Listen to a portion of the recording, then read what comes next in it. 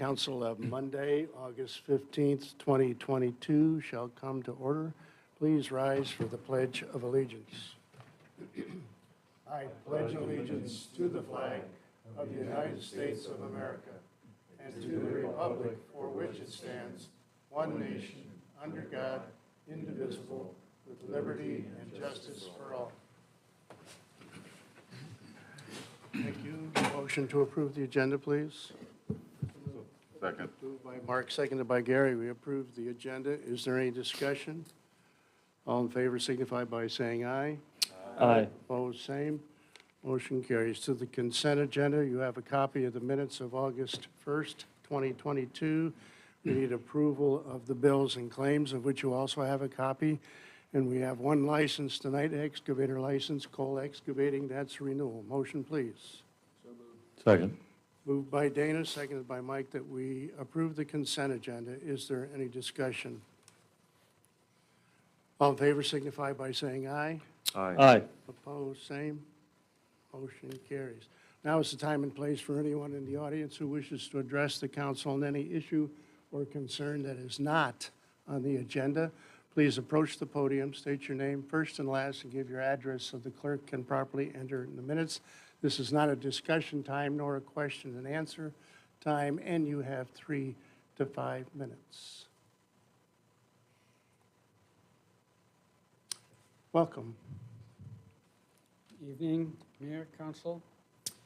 My name is Mario Van Dijk. I'm with One Vision at 1200 North 10th Avenue in Clear Lake.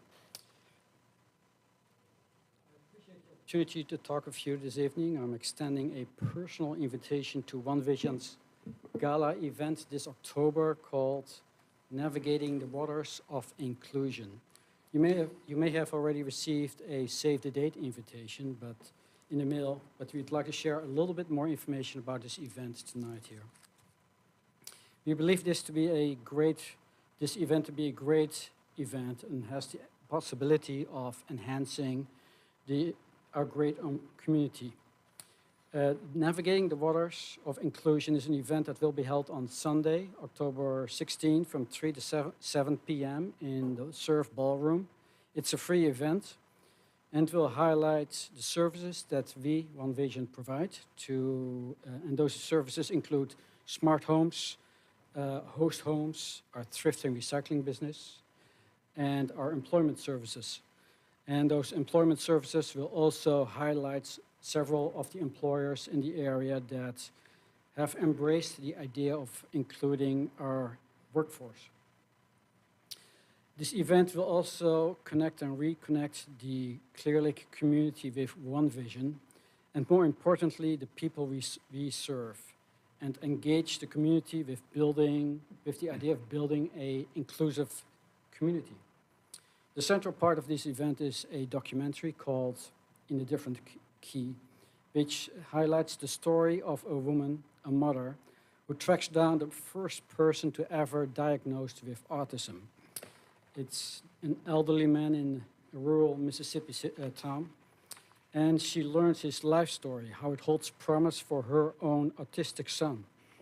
This journey exposes the startling record of cruelty and kindness alike, framed by forces of race, money, and privilege. It also leads to hope that more of us are learning to have the backs of those who are different. It is at heart a story of hope and inclusion, a message we would like to share with our communities starting in Clear Lake. Timeline for this event is 3 to 4 p.m. hors d'oeuvres in Expo with all the services that we provide, and also a meet and greet with the producers and directors. And then from 4 to 6 p.m., there's the film premiere, and shortly thereafter, a question and answer with the producers, directors, and a call for to the community to join us to create a fully inclusive community. As we continue to move forward out of this pandemic and reconnect both socially and community, it is an opportune time for individuals and with disabilities to be included more in the community itself. It's a greater understanding and efforts to bring more disability-friendly and disability-inclusive communities to the forefront, and welcome an engaging community environment in which learning, housing, and employment, health and recreation also includes individuals with disability. There's never been a better time to do so. We hope this message speaks to you personally, and we hope that you will join us for this free event on October 16th, Sunday in the Surf Ballroom. Thanks. Thank you, Mario. Anyone else in the audience wish to speak? None appearing, and move on to unfinished business, number 5, of which we have none this evening. From there to number 6, new business, Clear Lake Consolidated Urban Renewal Area and TIF District Amendments, review of request, a recommendation from P&Z Commission. Mr. Flory, City Administrator, welcome, Scott. Yes, thanks, Mayor. Council members, walk through a few of the items here in the packet with you. Starting out here, the first blue sheets in your packet, resolution to declare necessity and establish an urban renewal area pursuant to Section 403.4 of the Code of Iowa and approve an urban renewal plan amendment for the Clear Lake urban renewal area. Then the next sheets after that are green. That's an ordinance providing for the division of taxes levied on taxable property in the August 2022 edition of the Clear Lake Consolidated Urban Renewal Area pursuant to Section 403.19. The orange sheets in your packet, just a copy of the letters that I sent. If you recall, when we had previously established our consultation meeting date, we were required to notify the other taxing entities of Saragordo County about the opportunity for a consultation meeting where I'd review the proposed urban renewal plan amendment with them. So those just a copy of the letters that went out to those various taxing entities. Then continuing on with the orange sheet is the August 2022 urban renewal plan amendment. So I'll kind of come back to that here in a minute, but just in the way of some further background, at the July 18th meeting, the council had undertaken some amendments and modifications to the Consolidated Urban Renewal Area Plan and TIF districts, and that was for the purpose of incorporating some new projects into the plan and into the TIF district. The new projects included the 700 block of Buddy Holly Place alley improvements, the Starboard Square leasehold improvements forgivable loan, Pritchard's Innovation Center, and Lake Lifestyles property tax rebate agreement, and the former Serta Simmons campus building property tax rebate agreement.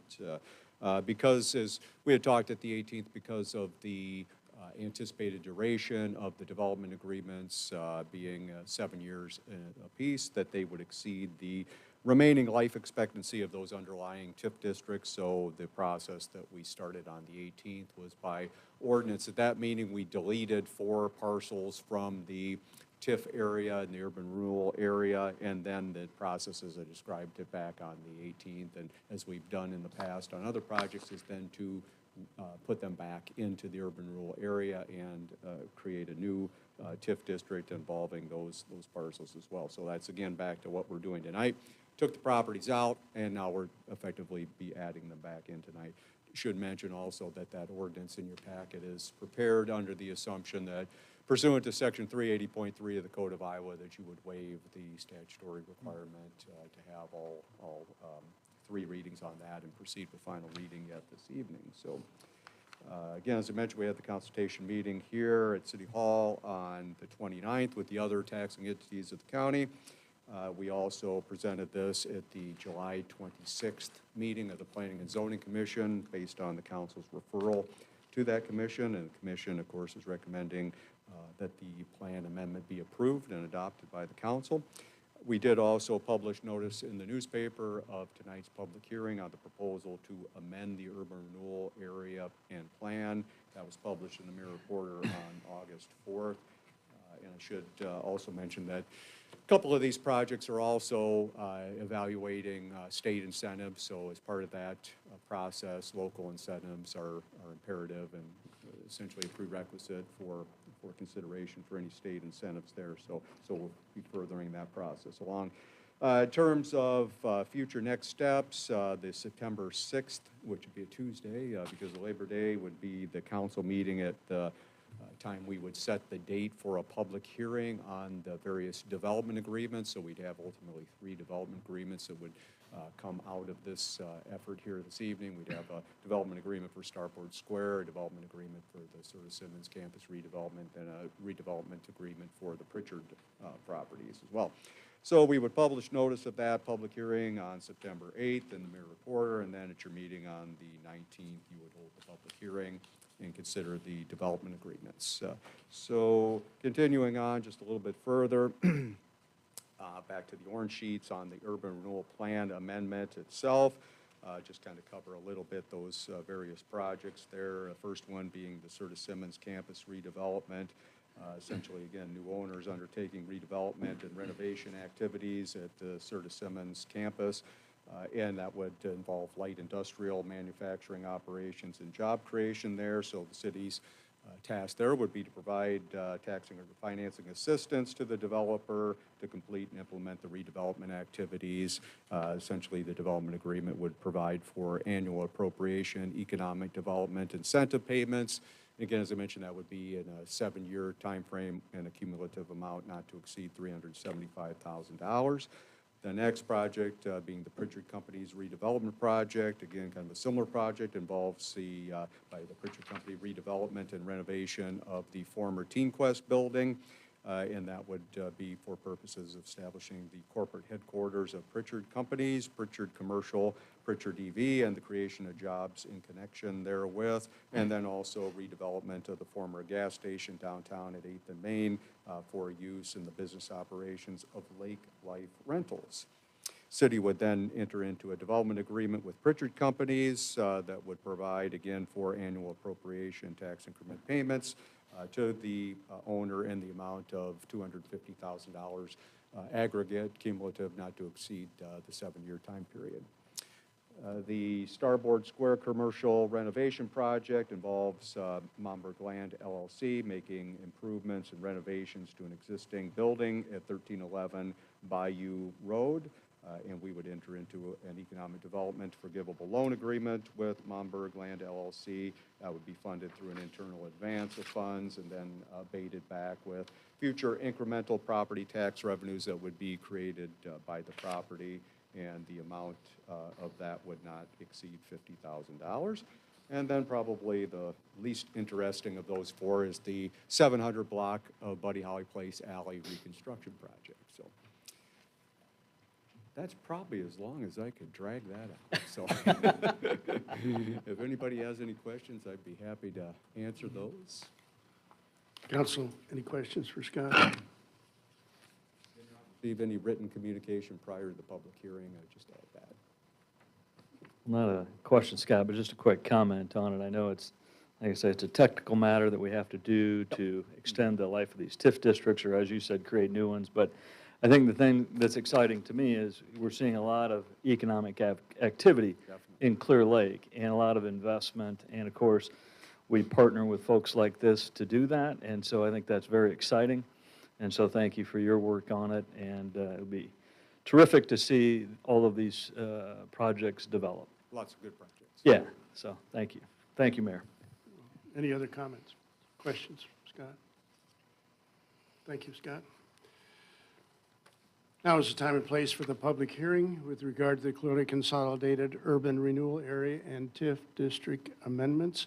If there's anyone in the audience that wishes to address that, those amendments, please approach the podium, state your name, first and last, give your address so the clerk can properly enter in the minutes. Welcome, Chad. You bet. Chad Schreck with North Iowa Corridor Economic Development Corporation, 9 North Federal, Mason City, Iowa. And just want to voice our strong support for this effort by the council and Mr. Flory and the mayor. We appreciate the efforts in each of these. These are significant economic development projects. I think it's exciting to see a couple of these are redevelopments of existing properties that have been incredibly important to Clear Lake's economic history and now part of their economic future, whether it's the Serta building, the Team Quest facilities that Pritchards are taking over. These are significant job creators. They're high-value jobs. They're high-value companies and corporations. So really excited to see these things move forward. And obviously, this is just a step in the process. And it's so important that we facilitate and partner with our people that want to invest in our community. And really appreciate the way that the city's done that, and I think really prudent way over the years, and I think this is an extension of that, and appreciate Scott's partnership and helping these things come to fruition. And just, again, we really appreciate the city's efforts on this, as well as the investments made in our community by our business community. So, thanks, guys. Thanks. Welcome, Stacy. The Chamber of Commerce, 205 Main Avenue. Good evening, Mayor and Council. I echo much of what Chad said regarding this project. So on behalf of the Clear Lake Area Chamber of Commerce, I'd like to offer our support for amending the urban renewal plan. This amendment will help move beneficial economic projects forward. It's exciting that Clear Lake continues to be a place that draws economic development, is seen as an attractive place to do business, and that the council continues to positively act on matters just like this. So thank you. Thank you, Stacy. Anyone else in the audience wish to address this? None appearing, I'll entertain a motion to close the public hearing. So moved. Second. Moved by Bennett, seconded by Mike, that we close the public hearing with regard to Clear Lake Consolidated Urban Renewal Area and TIF District amendments. Is there any discussion? All in favor signify by saying aye. Aye. Opposed, same. Motion carries. And now, I'll entertain a motion to approve Resolution 2256. Excuse me, this is a resolution to declare necessity and establish an urban renewal area pursuant to Section 403.4 of the Code of Iowa and approve urban renewal plan amendment for the Clear Lake Consolidated Urban Renewal Area in the city of Clear Lake, Iowa. Motion, please. So moved. Second. Moved by Gary, seconded by Mark, that we approve Resolution 2256. Is there any discussion? Roll call, Mark, Yes. Mike, Yes. Gary, Yes. Bennett, Yes. and Dana. Yes. Motion carries 5-0. Resolution 2256 is duly adopted. And now I'll entertain a motion to approve ordinance number 872, an ordinance providing for the division of taxes levied on taxable property in the August 2022 addition to the Clear Lake Consolidated Urban Renewal Area pursuant to Section 403.19 of the Code of Iowa. This is reading number 1. Motion, please. So moved. Second. Moved by Dana, seconded by Gary, that we approve ordinance number 872. Is there any discussion? Roll call, Mike, Yes. Gary, Yes. Bennett, Yes. Dana, Yes. and Mark. Yes. Motion carries 5-0. And ordinance number 872 is approved on the first reading. And now I'll entertain a motion to suspend the rules pursuant to Iowa Code Section 380.3 and place ordinance number 872 on the final reading. Motion, please. So offered. Second. Moved by Mike, seconded by Mark, that we place ordinance number 872 on the final reading. Is there any discussion? Gary, Yes. Bennett, Yes. Dana, Yes. Mark, Yes. and Mike. Yes. Motion passes 5-0, and ordinance number 872 will be placed on the final reading. And here we go with the final reading to approve ordinance number 872, an ordinance providing for the division of taxes levied on taxable property in the August 2022 addition to the Clear Lake Consolidated Urban Renewal Area pursuant to Section 403.19 of the Code of Iowa. And this is the final reading of ordinance number 872. Motion, please. So moved. Second. Moved by Gary, seconded by Mark, that we approve ordinance number 872 on the final reading. Is there any discussion? Roll call, Bennett, Yes. Dana, Yes. Mark, Mike, Yes. and Gary. Yes. Motion passes 5-0, and ordinance number 872 is duly adopted. Thank you all. Appreciate that. Appreciate those who spoke. 6B, South 15th Street, Everybody Plays Inclusive Park and Playground Project. Intro, Creighton Schmidt, Director of Finance and Administrative Services. Welcome, Creighton.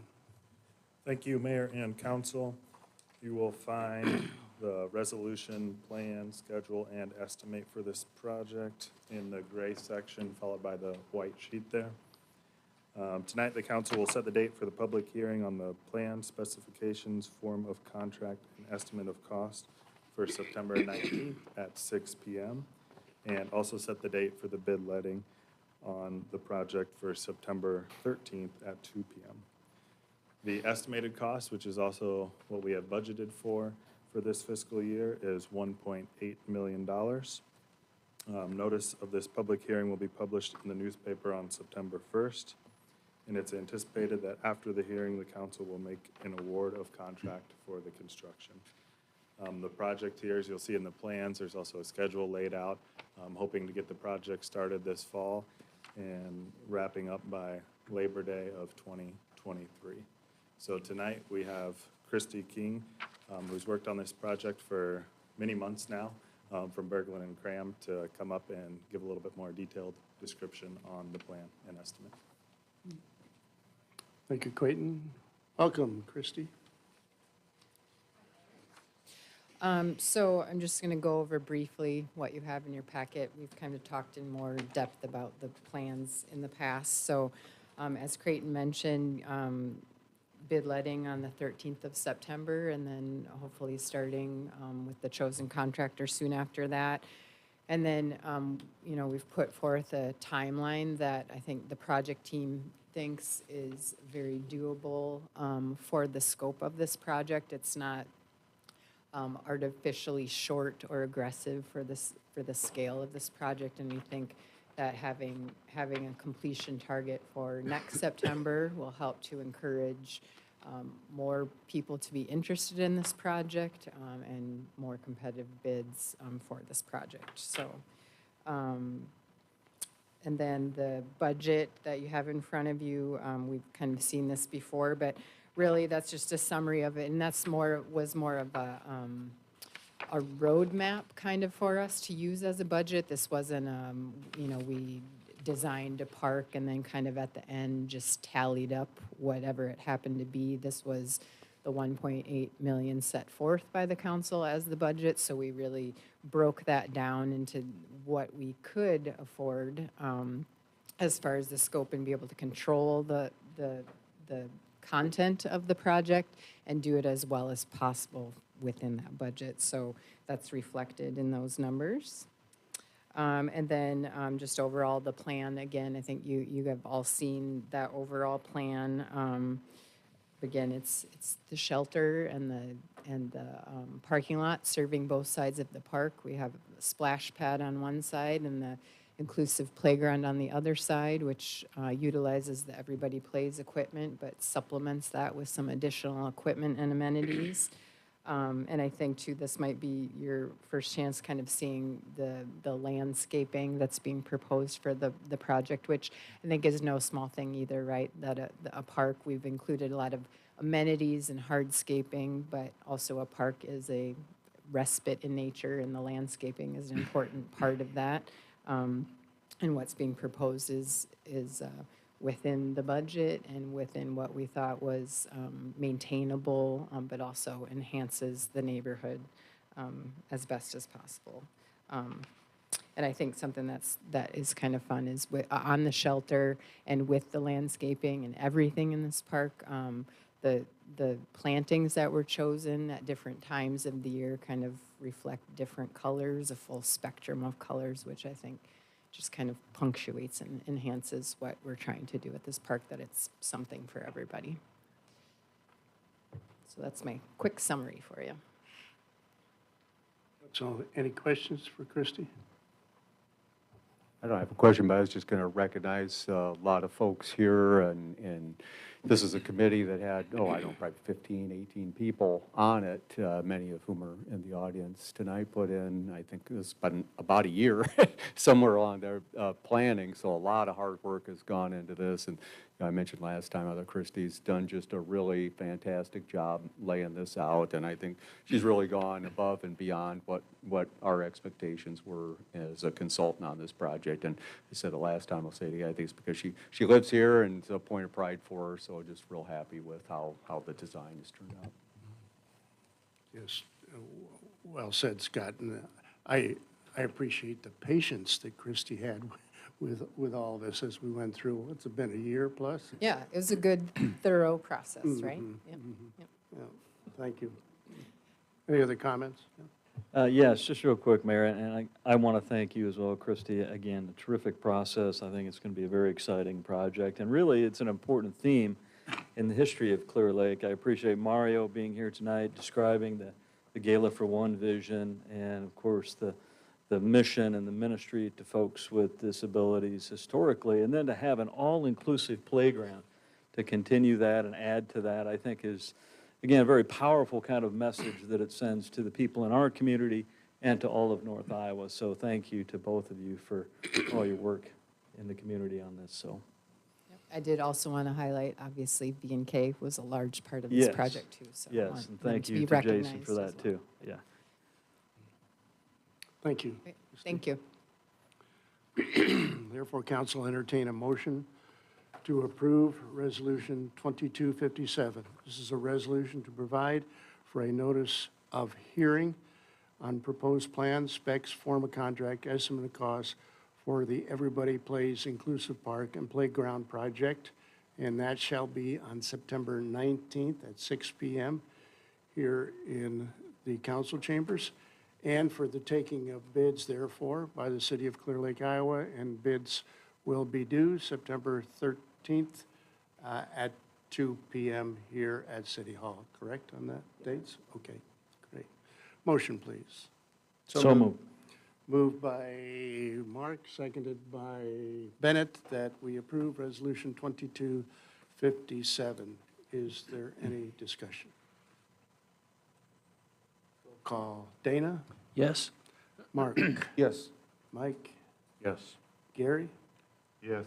and Bennett. Yes. Motion carries 5-0, and Resolution 2257 is duly adopted.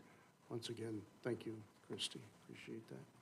6C, Traffic Study TEAP Report for 27th Avenue South and South 8th Street/Grouse Avenue.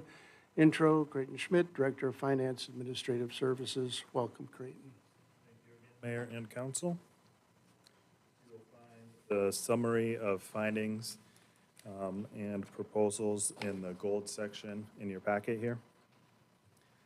At the November 1st, 2021 meeting, the council awarded a professional services agreement with SEH Engineering for assistance with submitting a request to the Iowa DOT for Traffic Engineering Assistance Program funding for purposes of conducting a traffic study at this intersection. So at this point, the request was approved, and the Iowa DOT study has now been completed. So we were presented with that, and then in gold, again, that is the summary of the findings. The study, there were both short-term and long-term recommendations for some traffic safety improvements at this intersection. The city's engineering consultant with SEH, Becky Schwab, is here tonight and will review the recommendations with the council. As part of this, we are submitting an application for the Traffic Safety Improvement Program for some funding for some of these short-term recommendations here. So that application is actually due today, so that application has already been filled out, and Becky will talk about that as well. So welcome, Becky Schwab. Thanks, Creighton. Welcome, Becky. Hi, Mayor, Council, thank you. So I want to start by reviewing some of the study findings. The study was completed on August 2nd of 2022 and then provided to us, which is why we're dealing with such a tight timeline to try to get this approved and the application submitted. So some of the findings from that study are that there were adequate site distances available from all distances, which was a preliminary concern due to that vertical curve coming down from the south. During the study, they did a traffic count as well, and as part of that traffic study, they look at what the population is in the city of Clear Lake, and while they noted just a very slight decrease in the population, There really wasn't any impact to the amount of traffic at that intersection. So really, all of these expectations are that when there's more residential development in that area, we would expect this to grow rather than decrease over time. The traffic study itself was completed on Wednesday, June 22nd, over an 8-hour period. So these traffic studies are typically completed during a weekday, so that's not abnormal. Fortunately, it did hit in June where we see a little bit of that increase. Of course, they noted peak hours in the morning, right over the lunch hour, and in the evening as people were traveling back and forth to work. The crash history there was analyzed over a course of 5 years from 2017 to 2021. There was a report of 4 total injuries of 3 different types, including 1 major injury that was later a fatality, which of course is a lot of the basis for this study of concern there. There were also 2 minor injuries and 1 unknown injury. One of the interesting things about that is that all 4 crashes were in fact broadside crashes where somebody either ran that stop sign or failed to yield after stopping at the stop sign. So that's a lot of the focus of what the recommendations are. It was noted that although the crash rating was fairly low comparative to the statewide average, because of the severity of some of those accidents there, that was part of the reason for really wanting to look into that intersection to make sure that we were doing whatever we could to improve the safety there. The study did also take a look at what other type of improvements could be made, such as a traffic signal or a multi-way stop. Anytime you do a traffic signal or a multi-way stop, there are certain warrants that you would need to have to meet in order to really make that a worthwhile thing to do. In this case, the warrants were not met for either of those. In addition, the current level of service there is an A level of service or B level of service, which basically means anybody who's stopping at that stop sign is going to have to wait 15 seconds or less before they're able to go. So we really don't have any traffic holdup associated with that intersection, so it's operating at a good rate currently.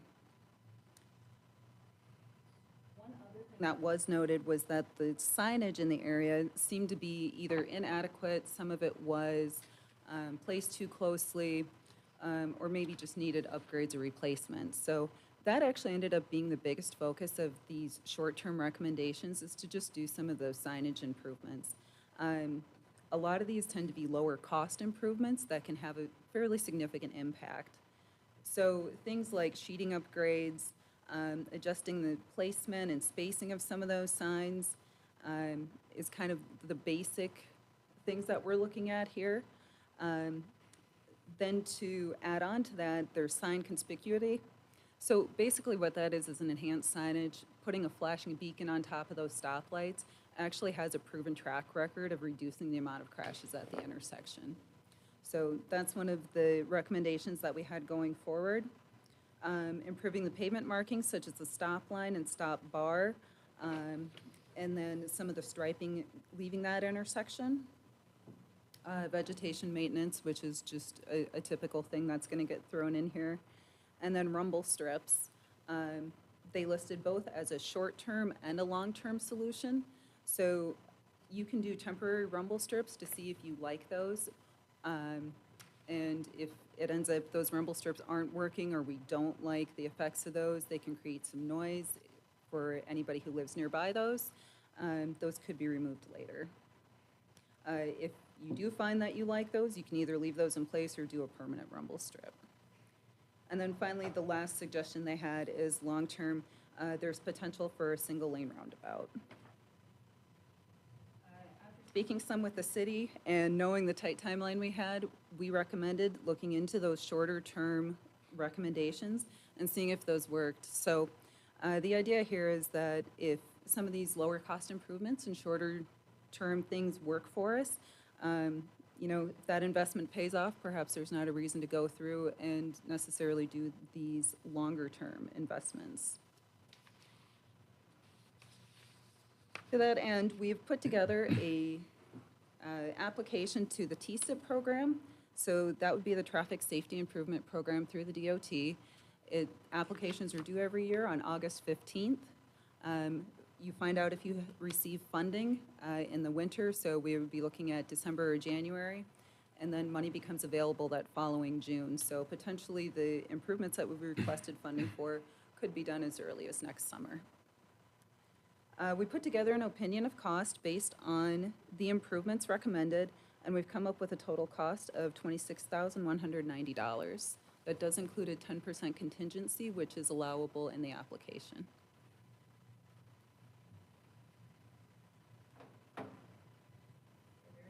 I can answer about the report or the application. Council, any questions for Becky? That cost you've got, Becky, does that include rumble strips? Yes, it does. So the cost that they gave us for rumble strips in the report is significantly different than what we actually find in applications, so I'm not exactly sure, That's What- why I asked. yeah, what they were doing with their estimate for that. So we did a fair amount of research to make sure that we could cover whether you wanted to do temporary or permanent. Any other questions, comments? Council? Yes, Mayor, I would just like to thank Becky for the work you've done on this. It was nice to meet with you last week, was it? Yep. And chat about it. I think, with the potential for growth out there, I think this is a terrific approach. It's both prudent and proactive to, as you said, improve the signage and just study some of these issues. And I recognize that the crash rate was a little lower than some, but I think, like you say, with the severity of the crashes out there and just, again, looking forward with the potential for growth out there, I think this is a very prudent and proactive thing to do. And when we can get some grant money, I think that would be, very positive as well. So thank you. And for your personal meetings with us, too. That was very, very helpful. If you were here. Appreciate that. Absolutely. Thanks.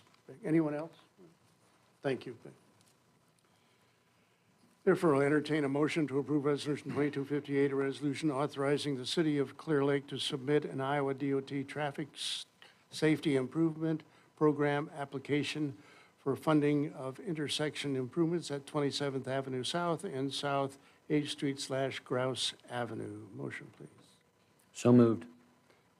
Moved by Dana, seconded by Mark, that we approve Resolution 2258. Is there any discussion? Roll call, Mark. Yes. Mike. Yes. Gary. Yes. Bennett. Yes. And Dana. Yes. Motion carries 5-0. Resolution 2258 is duly adopted. Thanks again, Becky. 6D, 2021 Storm Sewer Water Main Improvement Project. Interim Mr. Flory, welcome again. Thank you, Scott. Mayor. Council, run through the items here in the packet with you. The blue sheet in your packet at the end is a resolution accepting the work for this project. Contract was entered into, of course, with NIST Contracting of Mason City, Iowa for the 2021 Storm Sewer and Water Main Improvement Project. The backside of that is the certificate of completion that was filed by the project engineer indicating that the work was completed in compliance with the previously approved project plan specifications, estimate, and form of contract. Again, indicating the final value of the work completed was $632,933.11. And then the last blue sheets there, pay estimate number 5, which serves as the final for this project, and Jason's going to review his recommendation on that here in just a moment. Just in the way of some further background, back at the meeting on September 20th, 2021, the council had approved the construction contract for the project with NIST in the amount of $640,098.33. If you recall, we did receive 4 bids for this. The engineer's estimate of the cost of construction was $660,000, so came in under the estimate. We issued a notice to proceed in October of 2021, and work was completed this June, so June of 2022. Of course, the project involved storm sewer infrastructure upgrades, primarily in the area north of Main Avenue between North 12th and North 20th Street.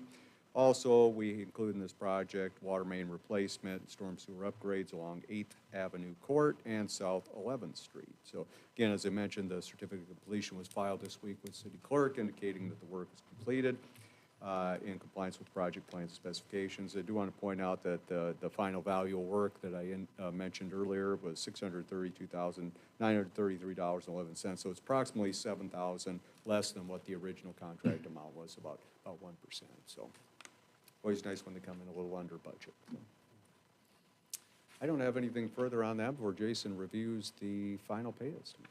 Council, any questions for Scott? Thank you, Scott. Review of pay estimate number 5, the final, and recommendation to accept the work. Jason Petersburg, Mainster and Kim. Welcome, Jason. Thank you, Mayor, Council. Work on the project was substantially completed by NISS Excavation in mid-June, with the exception of some curb and gutter and driveway work at the middle school, or for the entrance to the middle school at the intersection of North 16th Street and 2nd Avenue North. We delayed that, one, to make sure school was over, two, the school had requested some redesign of their driveway there itself. So we did redesign that, coordinate with the school, and there was about $9,000 worth of additional work there that was done, completed on behalf of the school, that they will be reimbursing the city for when this project is complete. Currently, the reseeding work is the only punch list item remaining to be completed. They have went in, did some touch-up rough grading, but they need to do the fine grading and prep prior to seeding, and that's scheduled to be completed as soon as it dries out and conditions are fit.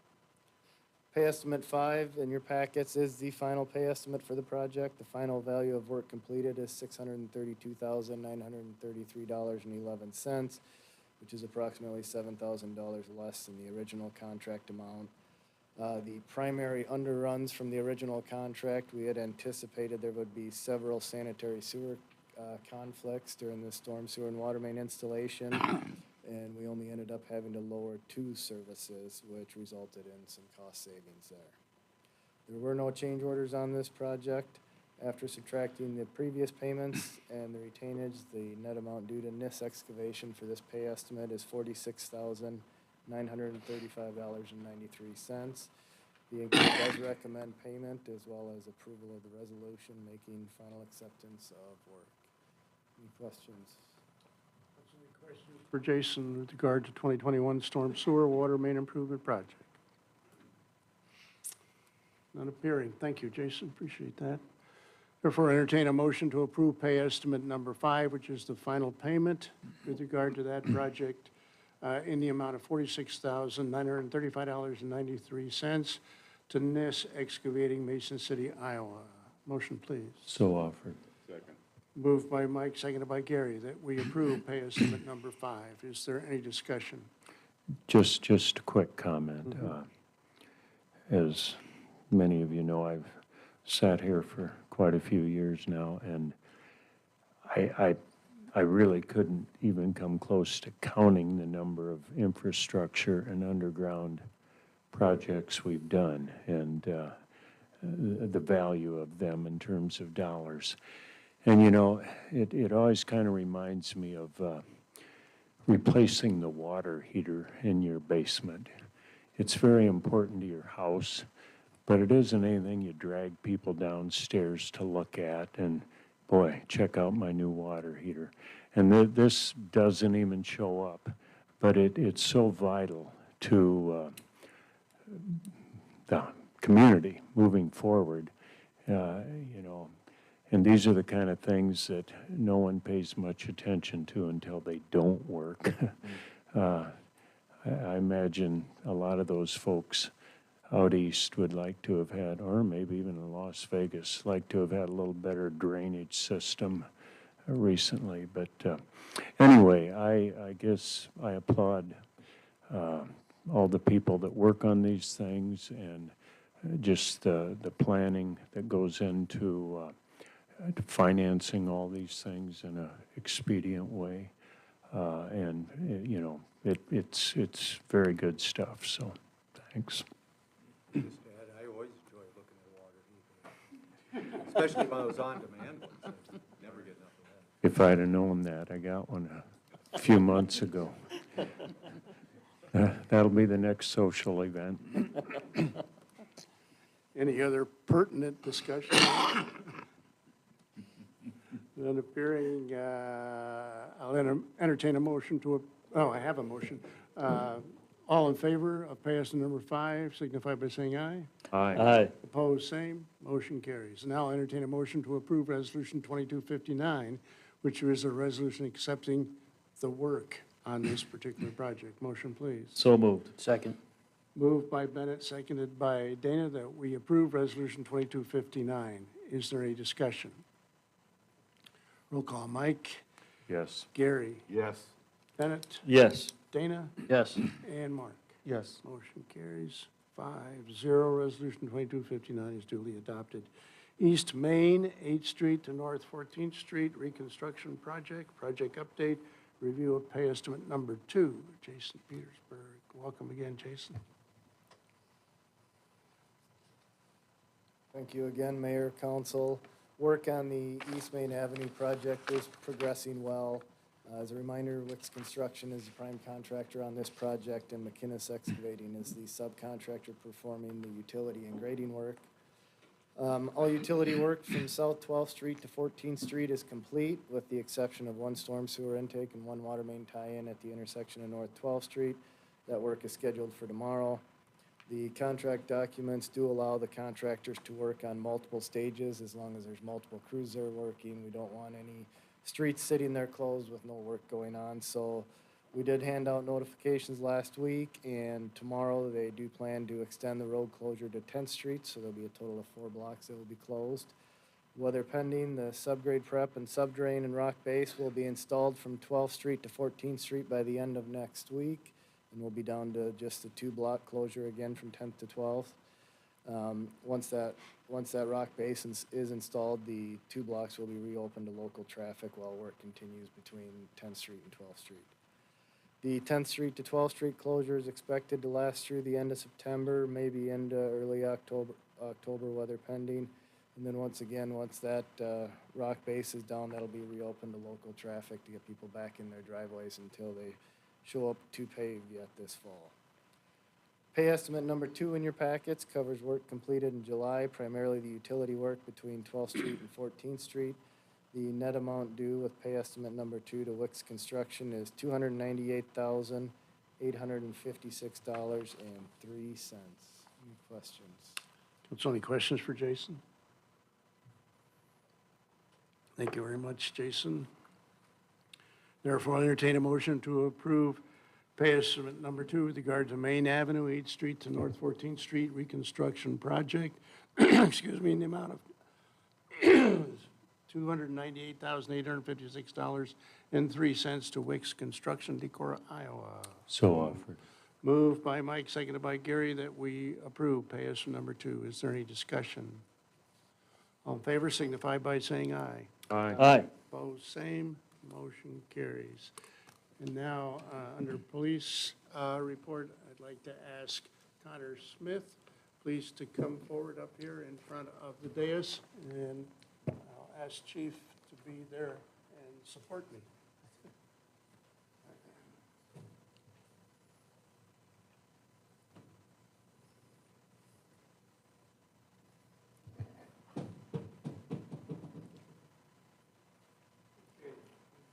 You raise your right hand, please. I state your name.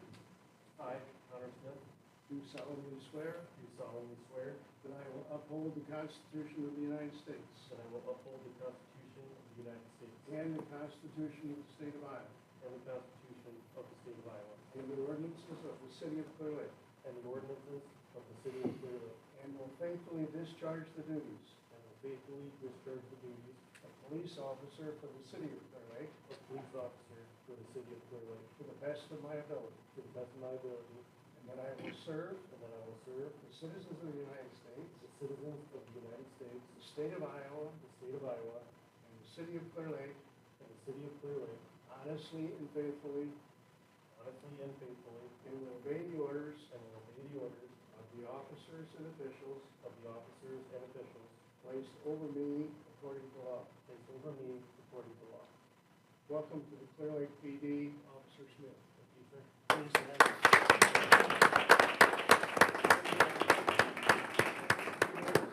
Recognize Connor's folks, John and Alicia.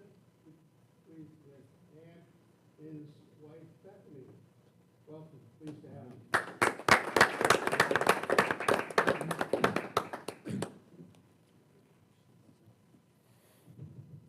You're on, Chief.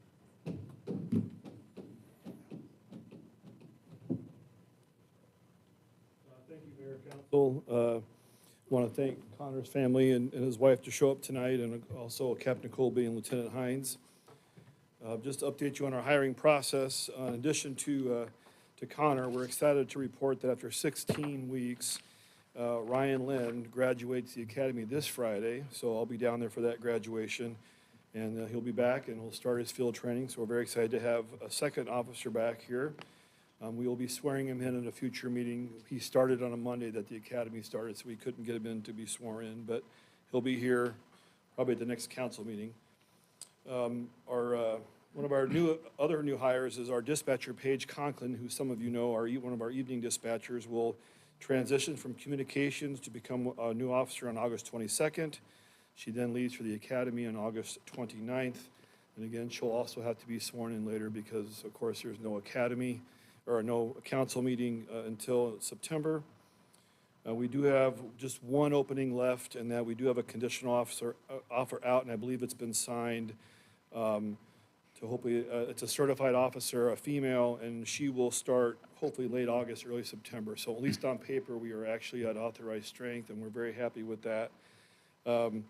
I do want to thank the city and especially Creighton and Captain Colby and our department staff for really working very hard since basically May to get 3 people hired and through our process and all the hoops that the state throws at us to get 3 officers hired in that short of time. So I just wanted to thank them for that. Just update, the car cruise was a couple weeks ago.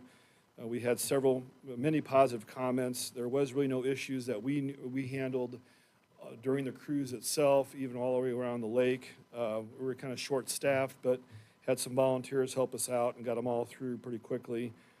Other than a couple Thursdays on Main and the antique show, the car cruise kind of marks our last big event for the summer, fortunately or unfortunately, how you ever look at it. We again want to thank all the city departments, our partner law enforcement and public safety agencies that put in very, very long hours this summer to help us staff these events, to get them off and get people in and out safely. During the summer was really kind of a challenge for our staffing to field officers and dispatchers to these events, but our supervisors really scheduled creatively to have these events covered, and I'm very, very proud of all of them. Finally, school starts next week, so we ask people to drive safely, watch for the buses. I know some parents are happy with it. I'm sure the students aren't that thrilled, but we're excited about it, and that's all I have unless there's any questions. Question for Chief? Just a comment, Mayor. I want to thank you, Chief Roth, and congratulations on the new hires, and especially to Captain Colby for quarterbacking the interview process, and congratulations to you, Officer Smith, who are here tonight with his wife and folks. Very exciting to see these new folks come into the department, and we'll look forward to how they progress with you. So my congratulations to all of you. Thank you. This summer went way, way too fast, and it's not over yet, but school's starting. We're just about there, and it's been a great summer. But too quick. Thanks, Chief. Public Work Director report. Welcome, Jeremy. Thank you, Mayor, Council. Just a couple items here. I've been working with Scott a little bit on these and went through them. Our decorative street light replacement was a budgeted project. We had a couple corridors on the First Avenue South and South 4th Street area where the current 3 globe decorative lights are an older style and brand that we can no longer get parts or pieces for. So we had budgeted to replace those, and as part of this, I took a look at the rest of North Lakeview Drive and those candy cane lights there. Those are an old outdated light that we can no longer replace parts on. We had one get hit by a moving truck this year, and we don't even have any globes that can replace it. So similar to the city beach that we just replaced this year, we're going to be replacing those with brand new candy cane lights as well. So we got estimates on all those and got a number together. So in total, there'll be about 32 lights that we'll end up replacing. So I'm not exactly sure on lead time on those, but I'll get those orders placed tomorrow once we get the head nod for that, and then we will be installing those ourselves as well. So Just to add, Jeremy, I know the ones on North Lakeview between First Avenue North and 4th Avenue North, those 9 there, I think those have been there about 23 years. yeah, and Some of the I'm not originals. Yeah, they are. I'm not sure the First Avenue South, South Fourth Street, probably similar as well. It's the brand is dynamic, and they went out of business or whatever, and we've switched to the Sternberg, and they're just a better light. They hold up better. The finishes hold up well on them. So yeah. So that will be a pretty big project for us with installing all the bases. Electrical should all fits the same. So it's just a matter of retrofitting them back to the bases and cleaning all that up. The other item on there is something me and Scott have looked into, and this is there's some stuff in your packet for this. It's a decorative street name and regulatory signpost. The areas included in this would be all of Main Street for the reconstruction, I guess. So from 8th to 20th, and then also a segment from on North Shore Drive from First Avenue North to 5th. So just kind of those two little corridors. As you can see from the printout there, it's just it's a decorative post with a stop sign and the street names on it. This will also reduce the clutter on each of our corners. So rather than having a street name sign on one corner, stop sign on the other, these will all be consolidated on one post. And again, all the install will be done by us. We'll have to go through and make some bases and whatnot for these.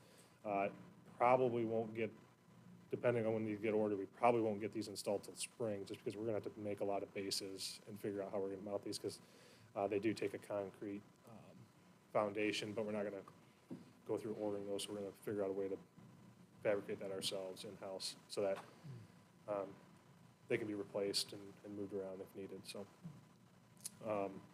as you can see there, that's the quote we got there in bid that we looked at was from a company called Signature Streetscapes.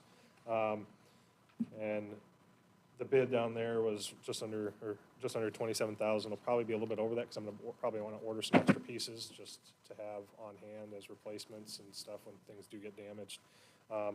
And we'll also just order all the stop sign, the MUTCD stop signs ourselves. We can get those at a higher or a better price, ordering them through like IPI or whatever. So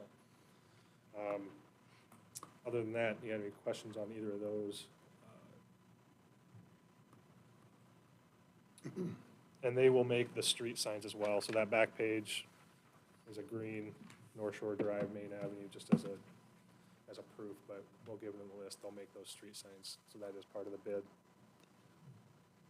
Yeah, just comment, and we would start looking at like the streetscape from, in particular, City Park to the Surf Ballroom vicinity, what we've done with the street lighting, the street improvements, the street trees. This is, I think, really the final piece of kind of the cleanup of the clutter. If you look at some of those streets, you've got a street name sign on one corner, regulatory sign on another, sometimes there's another sign. So really co-locating as many of these signs as we can, doing it in an attractive way, go a long way to cleaning up kind of that visual clutter along those corridors. And yeah, I can't think of two better locations than Main and North Shore here to start this on. But see it in a lot of communities, and again, looks really nice and so much more attractive than that channel post that we use. Right, I think they look terrific, Scott. I think you make a very good point there. So, thank you, Jeremy. You speak of clutter, we talked with Becky about that down there at South, 27th and, where am I, 8th, South 8th Street there, and how much there is around there that, anytime, you don't notice it when you're driving, but, a lot of times your eyes will, and then, oh, there's a stop sign there. It's just, it's a good idea, great idea. Thanks. Thank you. Director of Finance, Administrative Services Report, Craig Schmidt. Welcome again, Craig. Thank you. With the close of summer here, we'll be closing our aquatic center this Sunday, the 21st. And I just wanted to take a little time out to thank Adam Long, the pool managers out there, the lifeguards, the concession workers, as well as our parks maintenance guys who help out over there at the pool. A lot of communities, especially this year, have struggled to find staffing for their pool, and ours did not. And a big reason for that was for those that I listed here. We're very active in recruiting our staff. We made a few small adjustments to the pay. We looked at some of their operating supplies, getting them new uniforms, things like that. But very small changes, but a lot of effort to keep the pool at normal operating hours, as well as bring back swimming lessons this year. So just thank you to that group for doing an outstanding job over at the pool this summer. And that is all I have. I think, in my time here, that's been one of the best summers I think we've had there administratively and with your crew, the lifeguards. We've had some positive comments. I was just going to say that, Mayor, so you're spot on with that. We've received, I think, more positive comments about, as you suggest, the administration of the pool, and Creighton's a huge part of that. Him and Mary Jo and Adam have just done a tremendous job there, and it's nice to get those positive comments back from the community. Good summer, once again, too quick.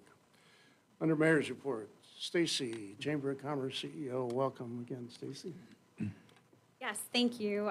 Pete mentioned kids are back to school. They go back to school a week from tomorrow, which is really exciting. We host our annual Educators Appreciation Breakfast on Wednesday, where the community, shows their support and provides an embarrassingly huge hot breakfast for the entire Clear Lake Community School District staff, as well as gifts to kind of thank them for the work that they're going to do with our kiddos throughout the year. It's truly grown to be one of my favorite events that we do. On that same track, we have our final back to school night Thursdays on Main this week. So just one more Thursdays on Main, Pete, just one. And it's this week. We'll have a dunk tank outside of the VFW. All the funds raised from the dunk tank will go to the Clear Lake Kids and Families in Need Fund. And we're also soliciting donations for school supplies. So if you want to donate school supplies, we'll take those at our office or at Thursdays on Main.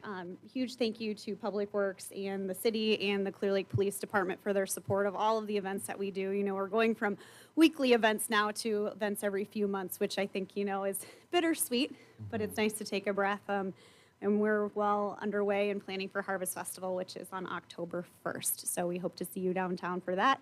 And our chair of that committee is also Jen Larson. So that is all I have tonight. I actually have a commitment at 7 that I'm a little late for, so I'm going to jet. Thanks so much, guys. Thank you. Thank you. Chad? We already talked about several of the big ones earlier, so I won't belabor those, but had a really good conversation here last week as well as today with Pritchard Companies. We've been talking about the EV charging depot that they're seeking to do at on their headquarters site here in the near future, hopefully. But last week we had a good call with some folks from IEDA about the upcoming renewable or EV charging electrification plan that the state is submitting to the federal government. And then hopefully here in October, we'll have some more guidance on the funding mechanisms in that and incentives for potentially doing and implementing those EV chargers. So we kind of got a little bit more guidance on that, some more tips and pointers for Pritchard's and what to do and what to put together, as well as how we can come alongside them on our side. Today, we actually had a call with them and Alliant, again, to talk through what Alliant could bring to the table, what kind of assistance and rebates are there for the EV chargers. Also learned a lot about what Alliant's trying to do on the solar side, and I think there might be some community partnership opportunities with them as they seek to make solar a larger part of what they do, and there might be some cool ways they can team up with Pritchard's on that. So some good opportunities there. Again, here over the next 2 months leading up to October, we're really going to try to hone in on that, get as many of our ducks in a row as we can so that we can submit that application and hopefully get things moving on that piece of the project. Again, it's not, they're not a huge money maker when you're, charging cars, for better or worse. So need some help to make that get across the finish line, but then just the number of people, especially, we all know that's kind of the way things are going. It's a good way to draw traffic off the interstate, really be that hub between Minneapolis and Des Moines. So really excited what that can bring and tie into all the other things that Pritchard's doing. I think we're working with them on, I couldn't even tell you about 4 different pretty exciting projects. They're really on the move right now. Also, I think you guys probably saw the news that the airport is looking to accept bids on their expansion project, the new terminal coming up here in the next couple of weeks. So again, another major significant investment for our region and further expand what they can do out at the airport. Our friends over at the Papa John Center have their annual gala coming up in October, but they have award nominations due next Monday for their 5 different awards: Business of the Year, Entrepreneur of the Year, Youth Entrepreneur, things of that nature. Of course, they cover 8 counties. We want to make sure that as many of our Clear Lake and Mason City business folks and entrepreneurs are recognized. So if you have anybody that comes to mind, if you'd like us to help nominate them, we want to make sure we get as many local businesses recognition into that as we can. Also, I guess just last week, we had a housing apartment developer just popped into the office that's out of Rochester that's interested in Mason City and Clear Lake. So we've begun throwing some ideas at them and potential site locations. They'd be looking to do anything from 50 to 100 units. So again, just kind of out of the blue, but just been a good example of what we've seen. We've got a lot of interest in a lot of different types of projects. So hope to move something forward with them. We have a call on Wednesday, throwing some more ideas their way. So a lot of things going on, but I'll cut it there unless you have any questions. Council, only question, Chad? Thanks, Chad. Council, we need to set meeting date. The next meeting date is September 6th at 6 p.m. It's due to Labor Day. Motion, please, to our next meeting date to be September 6th rather than September 5th. So moved. Second. Moved by Gary, seconded by Mike, that we set the next council meeting date as September 6th at 6 p.m. Is there any discussion? All in favor signify by saying aye. Aye. Opposed, same. Motion carries. Mr. Flory, Nothing tonight. any other business, council? I'd like to say something, Mr. Sure. Mayor. I'd like, about Big Jim. I congratulate being aggressive on this ash problem here in town, and that's wonderful that he's doing that, being a little initiative there. You're very right, Yep. Gary. He's done some Done a good work. great job. Yeah. Great initiative there on his part. Yeah. Thanks. Anything else, council? Thank you all for your attendance.